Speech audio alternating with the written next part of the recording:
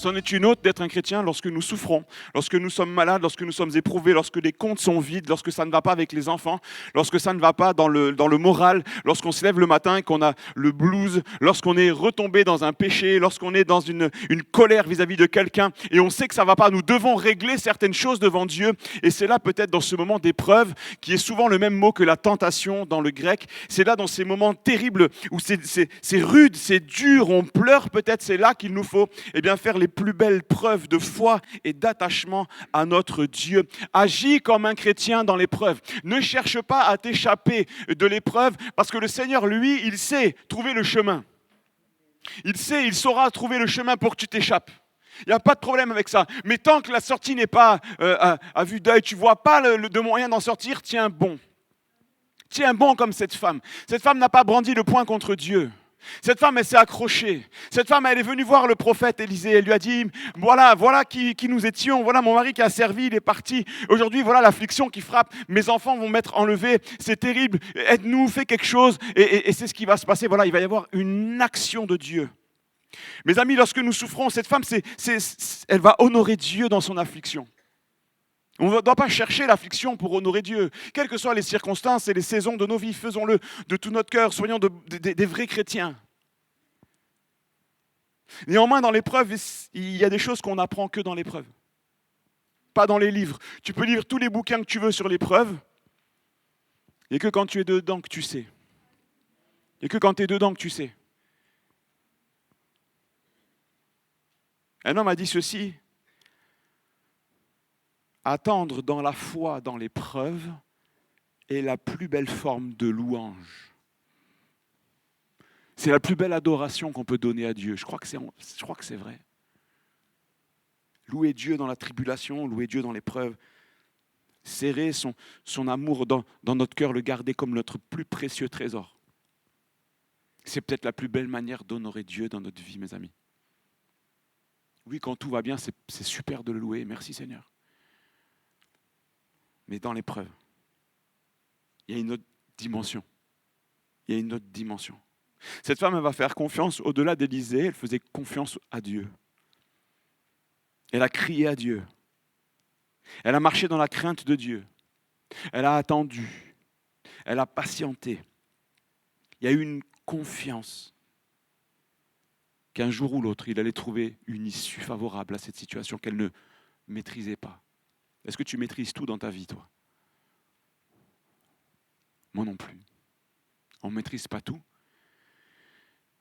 mais nous lui faisons confiance. C'est ça la foi. Je ne maîtrise pas. Tout n'est pas écrit d'avance, mais tout est entre les mains du Seigneur. Il sait, il connaît, car j'ai pour vous des projets de paix et non de malheur, un avenir et de l'espérance. Quelqu'un a dit ceci: les figues, vous connaissez les figues, on est dans le sud ici. Voilà, si vous avez un figuier, vous ne savez pas quoi faire, l'été, voilà, vous m'appelez, je viendrai.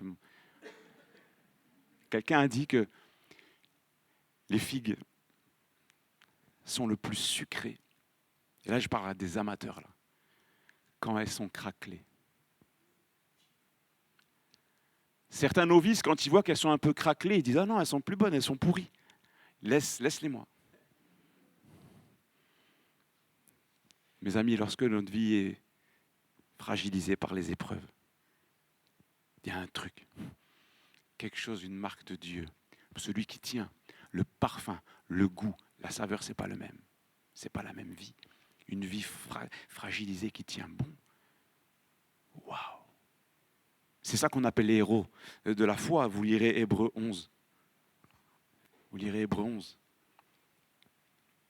Seigneur, je veux te faire confiance. Alors Élisée va dire à cette dame, va prendre des vases vides. Et c'est vrai, le problème, souvent, nous, on va vers le Seigneur avec notre vase déjà plein. Oui. Le vase est vide. Imaginez que la dame ait pris 3 vases vides et 1 vase plein. Eh bien, le miracle aurait eu lieu dans 2 vases vides et ça serait arrêté. Oui. C'est intéressant de réfléchir comme ça. Et puis, il fallait un grand nombre. Alors, ces enfants sont allés et ils ont pris un grand nombre de vases. Et des fois, on peut prendre l'image, tous ces vases-là, c'est l'image de nos cœurs qui doivent être vides devant Dieu. C'est peut-être l'image de grand nombre de vases, grand nombre de prières, persévérance dans la prière. Seigneur, je veux croire que tu as des bénédictions en réserve pour ma vie. Le psaume 23, le psalmiste, le grand roi David, celui qu'on appelle l'homme selon le cœur de Dieu, il a dit « Tu oins d'huile ma tête et ma coupe, elle déborde. » Le Seigneur n'a pas prévu un tout petit filet d'huile, mais il a prévu une onction fraîche, une portion remplie à ras-bord, que ça puisse déborder. Pourquoi ? Peut-être pour en donner à quelqu'un d'autre. Peut-être pour bénir des gens. Parce que cette femme, je suis sûr que lorsque la bénédiction était arrivée, elle a pu faire des repas chez elle.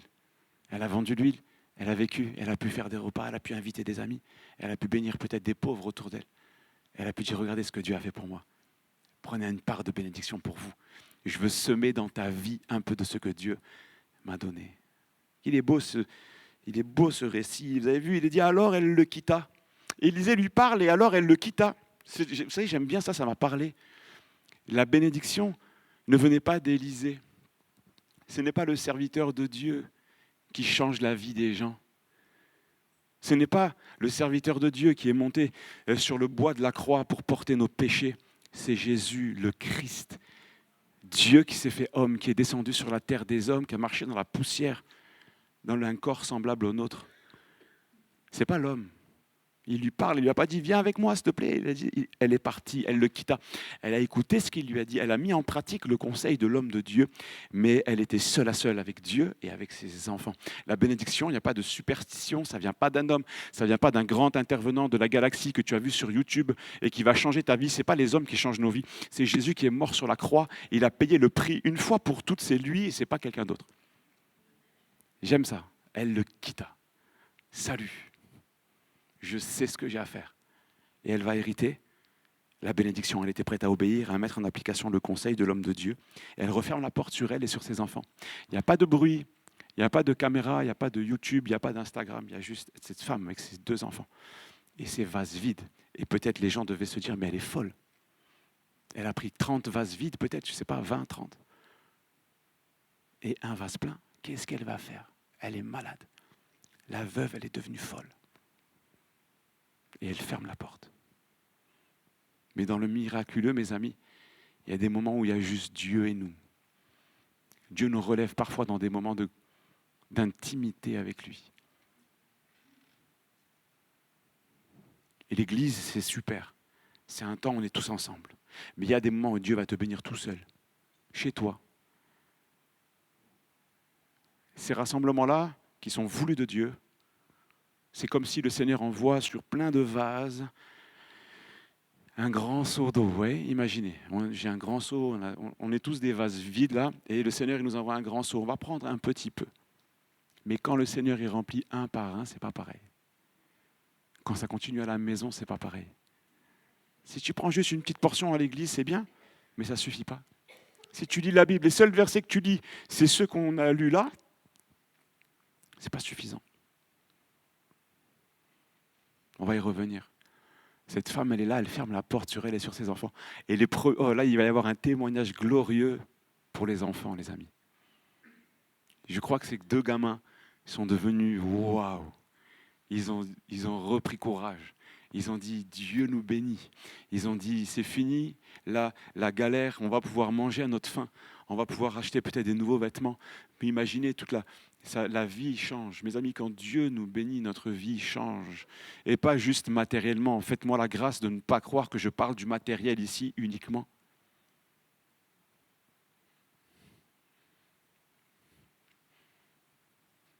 Le Seigneur a trouvé l'issue pour cette dame. Les vases pleins, c'est le symbole aussi de notre nature, pleine de nous-mêmes, pleine de péchés. Quelqu'un a demandé un jour, c'est quoi le plus grand obstacle au salut ? Est-ce que c'est la nature pécheresse qui est dans l'homme ? Et le serviteur de Dieu lui a répondu non. Le plus grand obstacle au salut, Ce n'est pas la nature pécheresse, c'est la propre justice. Ceux qui disent « moi j'ai besoin de rien ». Ceux qui vont voir le Seigneur en bombant le torse, en disant « je te remercie Seigneur que je ne suis pas comme ces pauvres gens, comme ces misérables ». Comme Jésus l'enseignait face aux pharisiens. Mais il disait, le serviteur disait, le plus gros obstacle, c'est la propre justice. Eh ouais, parce que la nature pécheresse, on la règle en confessant nos péchés. Et le serviteur, il dit ça, c'est pas un problème. Parce que la Bible nous dit, si nous confessons nos péchés à Dieu, il est fidèle et juste pour nous les pardonner et pour nous purifier de toute iniquité. Il racle le fond et nettoie tout.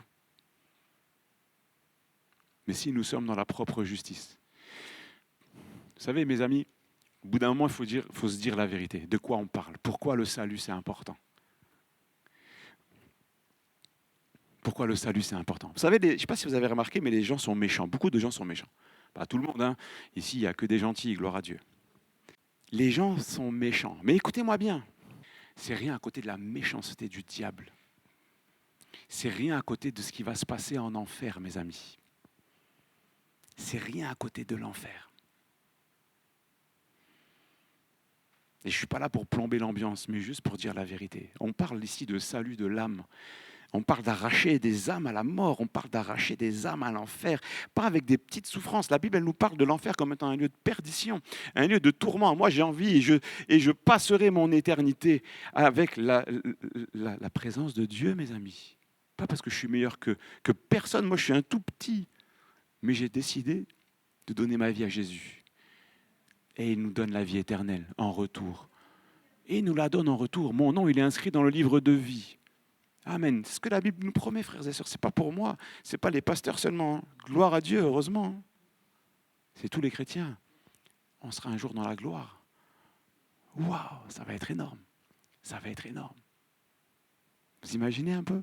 Ouh, Seigneur. La présence du Seigneur, ça va être énorme pour l'éternité. Il y a ce verset, je le cite souvent depuis que je l'ai découvert. Nous avons tout pleinement en lui, c'est Colossiens 2,10, mais qui veut dire You are complete in him. Vous avez capté l'accent des États-Unis? C'est vers le Texas, voilà, le Tennessee et tout ça. Complete in him, ça veut dire en fait tu es rempli en lui. C'est pas tu possèdes tout, c'est il te remplit. Il te remplit de quoi? De son amour. Il te remplit de paix. Il te remplit de joie. Il te remplit d'assurance. Il te remplit de sécurité. Il te remplit de waouh. Il te remplit de yes. Il te remplit de c'est possible que Dieu change ma vie. C'est possible que ma situation ne soit pas arrivée à un point de non-retour. C'est possible que les choses changent parce que la Bible me l'enseigne. Si tu crois, tu verras la gloire de Dieu. Amen. Amen. C'est possible. Il te remplit. Il te remplit de sa grâce. Tu peux recevoir le pardon de tes péchés. Tu peux changer ta nature, ton ancienne nature peut changer. Lorsque le vase est vide, il nous remplit d'autre chose. Lorsque le vase est vide, on peut le nettoyer. Si tu prends un vase sale, tu remets de l'huile pure, ça va faire de l'huile sale. Merci. Ta nature va changer. Et puis il va te donner la grâce de tenir jusqu'au bout. Élisée, il a dit à la femme, tu auras de l'huile, tu vas le vendre et tu vas vivre avec ça. La portion que Dieu nous donne, elle n'est pas insuffisante, elle est suffisante. Ce n'est pas un Dieu qui donne de la misère. Il donne une provision suffisante. De Dieu de toute grâce. Un des noms qu'on donne à Dieu, on l'a transformé en Dieu tout-puissant. El Shaddai, ce n'est pas juste le Dieu tout-puissant, mais il est aussi l'étymologie. Je parle sous le contrôle du pasteur intergalactique Jean-Claude Villa. El Shaddai, c'est aussi le Dieu tout-suffisant. Amen, mon frère? C'est bon, il a levé la main, c'est bon. Le Dieu tout-puissant, on le traduit aussi par le Dieu tout-suffisant. Shaddai, Shad, c'est le sein maternel. Quand un bébé vient d'arriver, il n'a besoin de rien d'autre. Aujourd'hui, il y a le Nactalis, Lactalus, machin, mais là, à l'époque, il n'y a pas. Il y a le sein maternel et c'est tout. Il n'y a pas de, tu imagines les temps bibliques, il n'y a pas de la poudre comme ça. Tu ne te baladais pas avec de la poudre. C'était la maman qui donnait, qui allaitait Comme aujourd'hui, ça se fait encore beaucoup, mais vous comprenez ce que je veux dire. Le bébé n'a besoin de rien d'autre. El Shaddai, Shad, le sein maternel.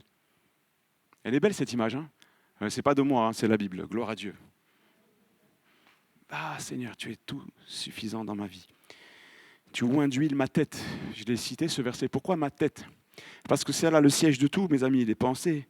Là, c'est là qu'ils arrivent les peurs, les craintes, les défis, les combats, les tentations, les preuves frappent là. C'est dans nos cœurs, c'est dans notre tête, c'est dans le centre de qui nous sommes que ça s'agite à l'intérieur et on ne sait pas trop. Tu oins d'huile ma tête et ma coupe déborde. Le Seigneur a prévu de l'huile pour toi, mon frère, ma sœur.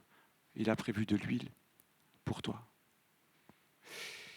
Je pense que cette femme, elle a dû beaucoup prier. Vous voyez, c'est juste une pensée, c'est pas écrit, mais elle a dû prier. Moi, je pense qu'on ne prie pas assez. Je vais faire un placement de produit, vous m'autorisez? Placement de produit, mais gratuit. Le mardi soir, je ne sais pas si vous savez, mais on a une réunion de prière ici. Ça vous fait pas rire? Moi, ça me fait rire. C'est ma blagounette à moi. Les amis, venez prier avec nous. Si vous ne savez pas pourquoi prier, vous inquiétez pas, on va trouver des sujets. On va trouver plein de sujets, on vous en donnera. Même, je peux vous imprimer la liste et tout. Mais si on ne prie pas, comme le disait un ami, il ne se passera rien. Si on ne prie pas, il ne se passera rien. Les choses ne changent pas. Je ne change pas. Je ne tiendrai peut-être pas, mon ami, si je ne prie pas. Ah oui, parce que vous avez remarqué que tomber, ça va très vite et ça ne demande aucun effort. C'est vrai ou pas? Allez, on va faire des effets spéciaux, rien que pour vous, Pertuis. Énorme. 0 effort, ça ne m'a rien coûté, mais je tombe. Je ne veille pas, je me relâche juste un petit peu. Je lâche un peu.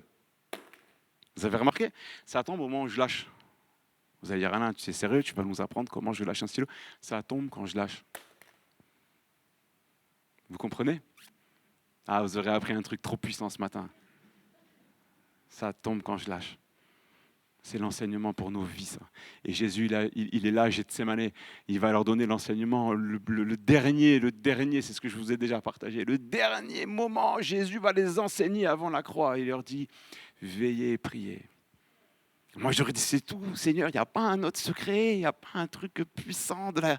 Ouah, non, il n'y a rien, il y a veiller et prier. Des fois, on veut des trucs pour waouh, il n'y a pas de truc pour waouh, il y a juste... Tu veilles et tu pries. Tu fais attention. Tu veilles sur toi-même.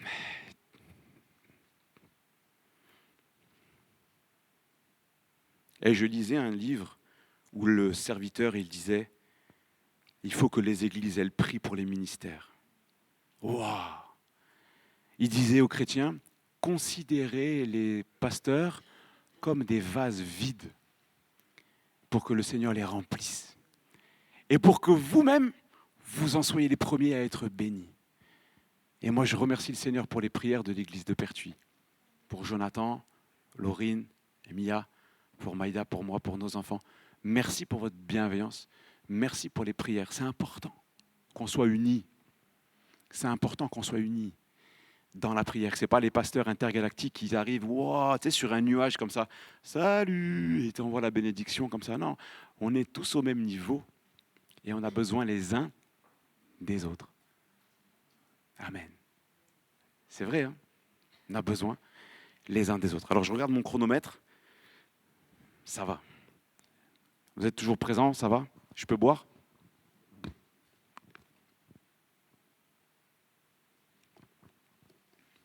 Ce texte, il est vraiment riche. Et il y a beaucoup d'enseignements à en tirer. Et je voulais vous partager quelques éléments concernant la persévérance.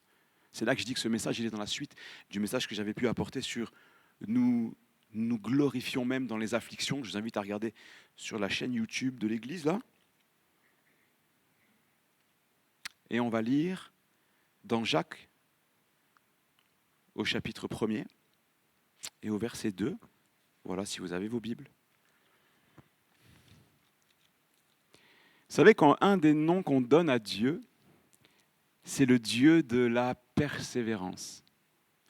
Et quand je vois la vie de cette femme-là, je me dis, waouh, c'était une femme persévérante. Et ça, c'est un enseignement pour nous.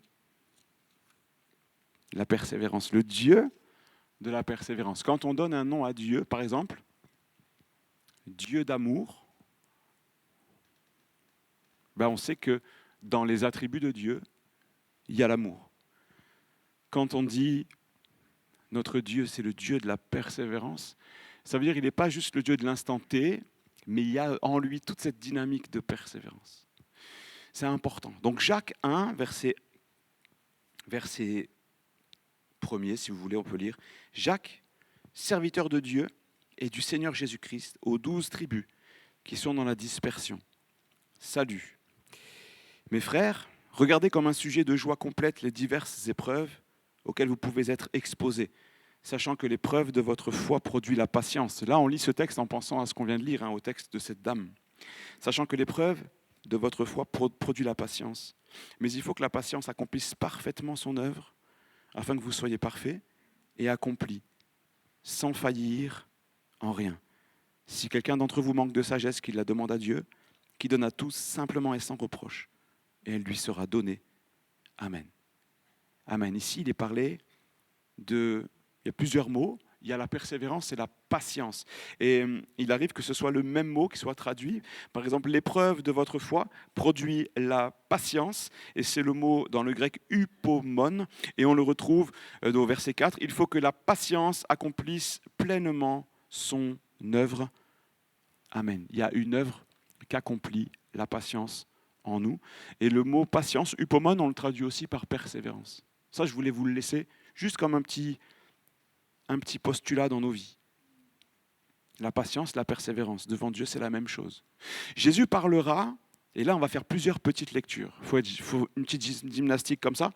Jésus parlera, vous savez, de la parabole des terrains, avec la terre, la mauvaise terre, la bonne terre, les endroits pierreux, etc. Donc, si on lit dans Luc 18, 15, donc là, on reprend, Carla, la dynamique des textes que je t'ai donnés tout à l'heure. Luc 8 au verset 15, il est dit ceci. Celui qui est tombé dans la bonne terre, ce sont ceux qui ont entendu la parole avec un cœur honnête et bon et la retiennent. Donc ils retiennent la parole que Jésus donne et portent du fruit avec persévérance. Ils portent du fruit avec persévérance. Ça veut dire quoi ? Ça veut dire que c'est bien d'avoir porté du fruit une fois dans nos vies. C'est bien, c'est très bien. Bravo Sébastien, gloire à Dieu. Mais ça ne suffit pas. C'est comme si un paysan, ici, là, à Pertuis, il est là, un vigneron, un agriculteur, je ne sais pas comment vous appelez ses amis, mais tu viens, ça porte du fruit. Tu récoltes une fois et après, il va se coucher et il ne fait plus rien. Il va hypothéquer la prochaine récolte. Vous comprenez ? De la même manière, tu portes du fruit, ben c'est bien, mais ce n'est pas suffisant. Tu dois porter du fruit avec persévérance, tu dois déjà envisager la suite, tu dois déjà envisager la prochaine récolte. J'ai écouté ce matin une vidéo d'un pasteur qui a une 60aine d'années et il est rigolo, c'est un Américain hyper charismatique. Et il disait, écoutez-moi, il parlait à un jeune de 30 ans, il disait, mais vous là, se donner à fond, ce n'est pas la même définition que ce qu'on avait nous à notre époque de se donner à fond. Il disait, vous dites vous êtes à fond, vous vous levez à 10h du matin, vous faites la grasse matinée. Il disait, moi, il a une 60aine d'années, et il dit, moi, je vous éclate tous dans le « je me donne à fond ». Et le jeune, il fait profil bas, oui. Il dit d'accord. On a perdu un peu le persévérance, oui. On est dans la société du tout cuit, du tout comme ça. Ça vient sans effort. Mais non, ça ne marche pas, ça. Les chrétiens solides, mes amis, il y a des kilomètres au compteur. Hein. Ils renouvellent leur force pendant la sieste. Non. Alors c'est bien les siestes aussi, hein, mais c'est pendant la marche. Je suis fatigué, je m'arrête. Non, tu es fatigué, t'inquiète, le Seigneur il va t'aider, accroche-toi, persévère. Je porte du fruit avec persévérance. Deuxième, Romains chapitre 2, on va lire le verset 1er. Romains chapitre 2, au verset 1er.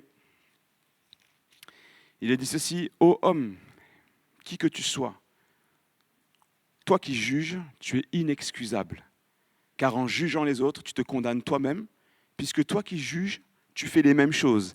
Et il est dit au verset 7, il réserve la vie éternelle à ceux qui, par la persévérance à bien faire, cherchent l'honneur, la gloire et l'immortalité. Mais l'irritation et la colère à ceux qui, par esprit de dispute, sont rebelles à la vérité et obéissent à l'injustice. Le Seigneur nous parle ici, mes amis, de la persévérance à bien faire. La persévérance à bien faire. Ça veut dire que je fais le bien que Dieu me demande et je continuerai. Même si je n'ai pas envie, je me mets en mouvement. Pas pour faire bien, mais pour faire le bien. Je me mets en mouvement, pas pour gagner du crédit aux yeux des chrétiens, mais pour le Seigneur lui-même, qui a changé ma vie. Je rejette le péché, pas pour faire plaisir aux gens, mais pour le Christ qui est mort sur le bois de la croix. Je continue à faire le bien, à rejeter le mal, à m'abstenir de toute forme de péché. Et vous savez, quand on parle d'un vase vide qui est rempli, ce vase vide, il est rempli de tout ce que Dieu peut te donner. Et ça te donne l'assurance que ton passé peut être sous contrôle. Ta vieille nature peut être sous contrôle. Parce que celui qui vit, mes amis, dans une vie de communion avec Dieu, qui est rempli de l'Esprit, la Bible dit, là où est l'Esprit de Dieu, là est la liberté. Donc tu es libre en Christ, tu es libre en Jésus, libre de faire le bien, libre de faire le bien, et de le faire avec persévérance. 2 Corinthiens 12. J'ai déjà partagé ce texte avec vous. C'est quand l'apôtre Paul dit « Les preuves de mon apostolat ont éclaté parmi vous par une patience à toute épreuve. » C'est le même mot, upomon, c'est le même mot. Une patience à toute épreuve. Ça veut dire, Paul, c'était un homme patient, c'était un homme persévérant. Mais on le sait, il a vécu beaucoup de tourments, beaucoup de tribulations, il a beaucoup souffert. Et en plus de ça, le pompon pour l'apôtre Paul, il dit, le Seigneur, il m'a envoyé dans mon corps, j'ai une écharde dans mon corps. On ne sait pas ce qu'il avait, mais il souffrait au quotidien. Il y avait un problème au quotidien dans la vie de l'apôtre Paul. Et ça, on le retrouve, cette écharde dans la chair, dans 2 Corinthiens 12, au verset 7. Et c'est important de le lire, parce que des fois, on a des images un peu biaisées. 2 Corinthiens 12, au verset 7. Et c'est juste avant qu'ils ne disent « Les preuves de mon apostolat ont éclaté parmi vous par une patience à toute épreuve, par des signes, des prodiges et des miracles. » Juste avant, il dit ça, au verset 7. « Et pour que je ne sois pas enflé d'orgueil, à cause de l'excellence de ces révélations, il m'a été mis une écharde dans la chair. Un ange de Satan pour me souffleter et m'empêcher de m'enorgueillir. » On ne sait pas ce que c'est. On ne sait pas ce qu'il avait, l'apôtre Paul, mais il y avait un truc qui clochait en lui. Des fois, on pense que pour porter du fruit, pour être un bon chrétien, il faut avoir zéro problème, zéro blabla, MMA. Oui. Si tu n'as pas de problème, tu peux être un bon chrétien. Si tu n'as pas de problème, tu peux porter du fruit. Si tout va bien, alors peut-être tu peux commencer à être une source de bénédiction autour de toi. Mais ce n'est pas ce que l'Église primitive a vécu. L'Église primitive a vécu que les premiers chrétiens, on les a roués de coups, on les a fracassés. Certains ressortaient estropiés de ces sévices. L'apôtre Paul, il a été laissé pour mort 2 fois. Vous croyez qu'il est ressorti en dansant, en faisant du moonwalk? Il a été laissé pour mort, mes amis. Et pourtant, persévérance, patience. Ça fait 2000 ans que l'Église est persévérante et patiente. Et c'est comme cela qu'elle s'est développée, qu'elle est toujours là. Et l'apôtre Paul, le pauvre, il aurait pu dire « Seigneur, je suis un apôtre extraordinaire de la galaxie, de toute l'humanité de la galaxie. » Une écharde dans la chair pour ne pas m'enorgueillir. Seigneur, tu as mal calculé quand même. L'apôtre Paul, le pauvre, pas lui.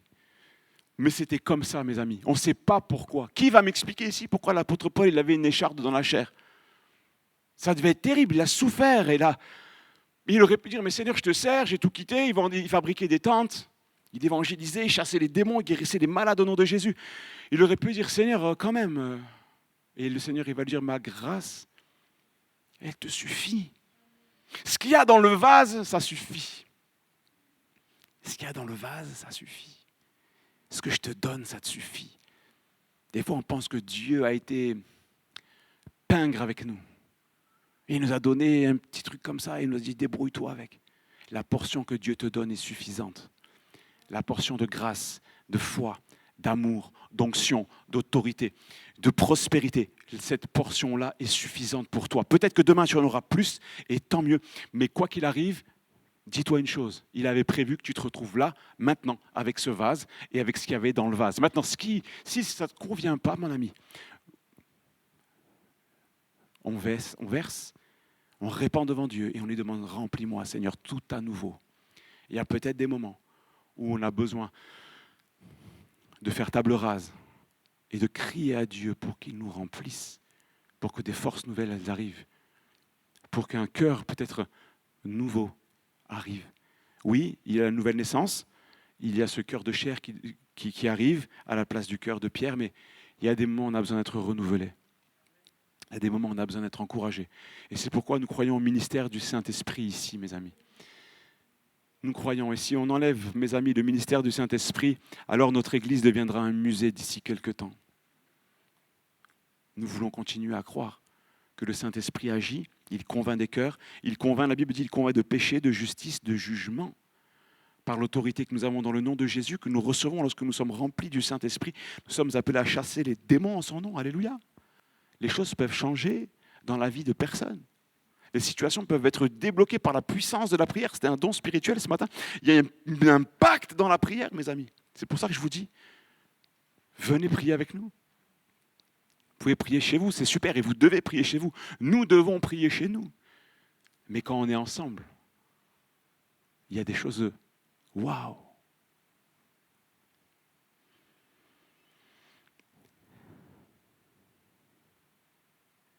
Hébreux 12, 1. S'il vous plaît, madame la technique. Hébreux 12, 1. Nous aussi, puisque nous sommes environnés d'une si grande nuée de témoins. Donc là, c'est juste après Hébreux 11. D'accord? Hébreux 12, c'est juste après Hébreux 11. Et on lit ensemble. Nous sommes environnés d'une si grande nuée de témoins. Donc là, il parle de tous les héros de la foi. Rejetons tout fardeau et le péché qui nous enveloppe si facilement. Et courons avec persévérance. Et courons avec persévérance dans la carrière qui nous est ouverte. Amen. Courons avec persévérance. C'est facile de courir vite, pas longtemps. C'est vrai ou pas? Tu peux courir vite. Si vous prenez un coureur de, je sais pas moi, le 4000 mètres là, ou je sais pas combien c'est les longs trucs, vous voyez? Lui, on peut le battre. Hein. Sur 50 mètres, tu peux le battre, le gars. Bon, et encore. Sur 20 mètres, je peux le battre. Sur les 20 premiers mètres, je suis sûr même les gars des Jeux Olympiques. Hein. On s'y met, on s'échauffe bien. Hein. Sur 20 mètres, je le bats. Mais lui, il va en faire 8000. Et moi, au bout de 20, je vais tomber et je vais demander. Là. Et la vie chrétienne, c'est pas un 20 mètres. C'est long. C'est long. C'est la vie entière, comme il dit Jean. Seigneur, jusqu'au bout. Il y avait ce vieux chant. Il disait, jusqu'au bout, je veux te suivre. C'est qui c'était, je ne sais plus. Jusqu'au bout, je veux te suivre. Courir avec persévérance. Alors, il y a deux choses. Il y a le fait que tu dois durer, mais il y a quand même le fait que tu dois courir. Il faut se bouger. Il faut se mettre en mouvement. Vas-y. Fais-toi violence. La vie chrétienne, on ne va pas s'endormir, mon ami. Le Seigneur, il n'est pas venu te bercer. Il est venu te dire, vas-y, cours maintenant avec persévérance. Se mettre en mouvement pour Dieu. Changer notre mindset, mais aussi ce qu'on fait. Nos pensées, mais aussi l'action. Nos pensées, mais aussi qui nous sommes. Nos pensées, mais aussi ce qu'on dit, ce qu'on fait, ce qu'on entreprend, nos projets, notre manière de gérer notre maison. Quand je ferme la porte de ma maison, comme la maman avec ses 2 enfants, quand je ferme la porte, est-ce que les vases, mes amis, on les présente devant Dieu ou, excusez-moi, on fait n'importe quoi? C'est là que le Seigneur, il nous regarde, mes amis. C'est facile d'être un super chrétien ici le dimanche matin. Et c'est facile, même les pasteurs, on est là, on a une belle Bible, tout va bien, gloire à Dieu, on a l'écran de projection. Mais c'est quand on est seul qu'on fait nos preuves. Vous avez remarqué maintenant, les parents, ils mettent des traceurs sur les enfants. Des AirTags. Des fois, tu parles avec des parents, ils disent « Attends, je regarde mon fils où il est. Ok, je sais où il est, c'est bon, je suis rassuré et tout. » Ils ont mis dans le cartable, ils ont mis un truc. C'est vrai qu'on est dans une société de fous. Le Seigneur, il n'a pas besoin de AirTag ou de téléphone portable. Il sait où on est. Il sait ce qu'on dit. Il sait ce qu'on fait. Et il sait même ce qu'on pense. Alors comme on n'est pas parfait, qu'on le sera, gloire à Dieu, là-haut, tant qu'on est là, il faut se remettre régulièrement en question. Il faut passer régulièrement par la croix. C'est pour ça que c'est important, le dimanche matin, qu'on prenne la Sainte Seine. L'autre fois, j'avais un débat avec un pasteur. Il me disait, Alain, moi je trouve que prendre la Sainte Seine tous les dimanches, c'est pas vraiment hyper important. Moi, je préfère je ne sais plus ce qu'il m'a dit, tous les mois ou tous les 2 semaines. Et moi, j'ai connu une église où c'était tous les mois. Je vous dis, moi, je suis trop content qu'ici, ça ne se soit jamais arrêté toutes les semaines. Parce que c'est trop important de se retrouver au pied de la croix, de revenir à la base de notre foi, mes amis. Parce que si on enlève la croix, on enlève le salut, on enlève le pardon de nos péchés, on enlève la vie éternelle. Et ouais, ça, non. Il y en a même, ils disaient que l'église primitive, ils prenaient tous les jours le saint repas. Courir avec persévérance. Allez, j'ai bientôt fini. Parce que je vois que certains s'endorment. Non, je rigole. Je vous taquine. Je peux encore vous taquiner un peu? Ça va? Allez, vous êtes patients avec moi. 2 Pierre, chapitre 1er, s'il te plaît, la technique, verset 5. Un grand merci, Carla. 2 Pierre, chapitre 1er et au verset 5. Allez, on lit au verset 3, comme vous êtes sympa. Sa divine puissance nous a donné tout ce qui contribue à la vie et à la piété. Okay, sa divine puissance nous a donné tout ce qui contribue à la vie et à la piété, au moyen de la connaissance de celui qui nous a appelés par sa propre gloire et par sa vertu. Celle-ci nous assure de sa part les plus grandes et les plus précieuses promesses, afin que par elles vous deveniez participants de la nature divine, en fuyant la corruption qui existe dans le monde par la convoitise. À cause de cela même, retenez ça, faites tous vos efforts pour joindre à votre foi la vertu, à la vertu la connaissance, à la connaissance la maîtrise de soi, à la maîtrise de soi la patience, upomon, et à la patience la piété, à la piété l'amitié fraternelle, et à l'amitié fraternelle l'amour. Amen. Il y a 7 choses que tu dois mettre autour de ta foi, en plus de ta foi. Tu peux dire, moi j'ai la foi, ça suffit, mais ici le Seigneur il va plus loin en disant ce qu'il faut qu'il y ait autour de ta foi, en plus de ta foi. On le relit ensemble. Il est parlé de vertu. La vertu, c'est dans les pensées. Il est parlé de vertu, c'est dans mes pensées, une pensée alignée avec le Seigneur. Il est parlé de connaissance. Je dois connaître la parole. Il est parlé de maîtrise de soi. Il est parlé de patience, upomon. Il est parlé de piété. C'est la manière dont je vis tous les jours. La piété. Et il est parlé d'amitié fraternelle. Et après, d'amour. Vous avez vu, il y a les 2 niveaux. L'amitié fraternelle et l'amour. L'amour pour mon prochain et l'amour pour le Seigneur. Et au milieu de tout ça, il y a la patience. Au milieu de tout ça, il y a la persévérance. Ce fameux mot. Upomon. Alors je termine en vous disant, mes amis, moi je ne sais pas où vous en êtes aujourd'hui. Je ne sais pas si vous êtes plutôt comme cette maman ou si pas du tout. Vous êtes tranquille. Et moi j'ai envie de vous dire, réjouis-toi mon frère et réjouis-toi ma sœur. Si ça va bien, tant mieux. Peut-être c'est toi qui vas donner un vase et peut-être qu'il y aura un vase plein pour quelqu'un. Peut-être tu pourras prier pour des gens. Peut-être c'est le moment pour toi d'être une grande bénédiction. Mais il y en a peut-être d'autres pour qui les vases sont terriblement vides. Il reste juste un fond. Il reste juste un fond d'huile. Et moi j'ai envie de te dire, parce que vous avez remarqué, c'est la conclusion de ce passage. La bénédiction, elle est venue d'où? Elle n'est pas venue de l'huile des autres maisons. Elle est venue de ce qu'il y avait dans son petit vase à elle. C'était dans son petit vase à elle.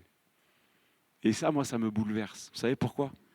Parce que ça veut dire que, quel que soit l'endroit où je suis, quelle que soit la période de ma vie, il y a besoin de rien d'autre que de lui pour que la machine, elle reparte. Pour qu'en un clin d'œil, en un claquement de doigts, les choses se remettent en mouvement.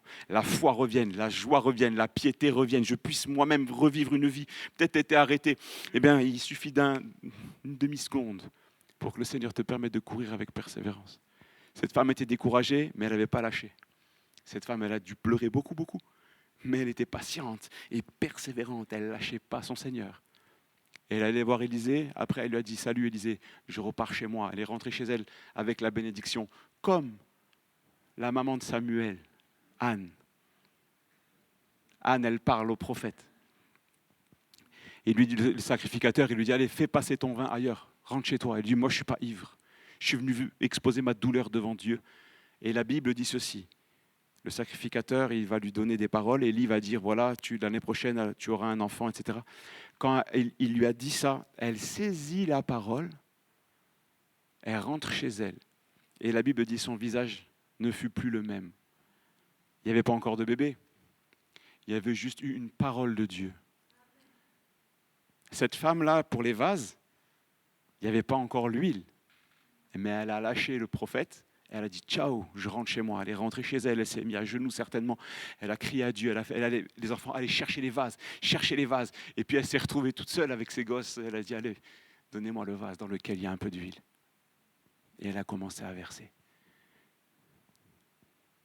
Et c'est là qu'elle a vu le miracle.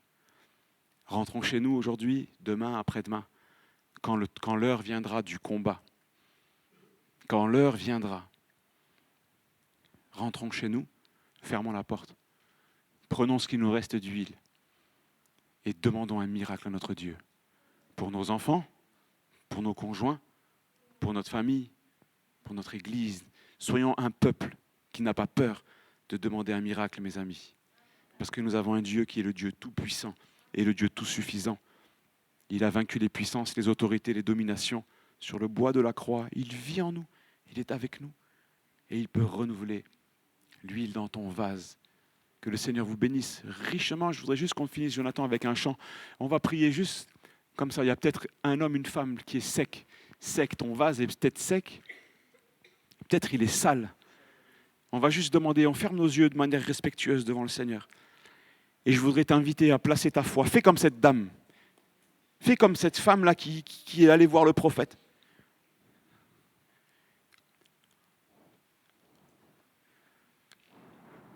Seigneur, je te prie maintenant, pas dans une émotion, mais dans un élan de foi. Je te prie de donner à chacun d'entre nous peut-être des forces nouvelles, des pensées renouvelées. Seigneur, je te prie, s'il y a quelqu'un qui est sec, si quelqu'un n'a plus d'huile, Seigneur, où il reste tellement peu, Seigneur, je prie que tu fasses un miracle, Seigneur, ce matin. Je prie que ton Saint-Esprit vienne inonder nos vies, comme dit le psalmiste, oui, tu oins d'huile ma tête et ma coupe déborde. Je prie que les pensées mauvaises maintenant soient dégagées au nom de Jésus. Je prie contre tout esprit, Seigneur, d'infirmité, contre tout esprit de dépression, de tristesse, d'accablement, mais que tu viennes ramener la vie, que tu viennes ramener la foi, que tu viennes ramener la joie, ramène l'onction, ramène la patience. Oui, nous voulons nous accrocher à toi avec persévérance. Oui, le Dieu de persévérance, nous voulons nous accrocher à toi, notre Dieu. Seigneur, tu n'en as pas terminé avec nous. Tu es fidèle. Tu règnes et tu régneras, Seigneur.